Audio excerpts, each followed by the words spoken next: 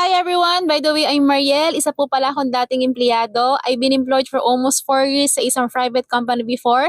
And just like many, isa lang din po ako sa mga nag struggle sa finances ko noon kasi kinukulang po yung sinasahod natin. Wala po masyadong ipon, wala ring savings. Sa kagustuhan ko mabago yung sitwasyon ko that time at syempre mas makatulong ako sa family ko, naghahanap talaga ako ng way or paraan, lalo na po yung pwede kong gawin kahit nasa bahay na lang.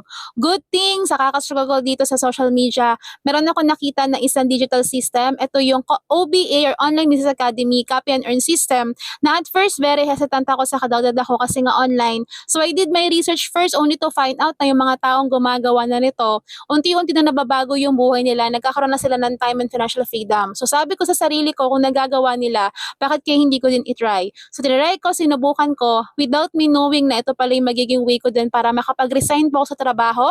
At ngayon, kahit nasa bahay na lang, nagkakaroon tayo ng enough na savings, hawak ko na yung oras ko, nakakasama ko pa yung family ko. Kaya kung kagaya din kita na isang empleyado, probably isa kang OFW, breadwinner, ano naman po yung pinagkakaabalahan mo ngayon sa life, at gusto mo din makakreate ng time and financial freedom, feel free lang na mag-comment ka sa baba ng video na to ng how, pwede mo din tong i-share.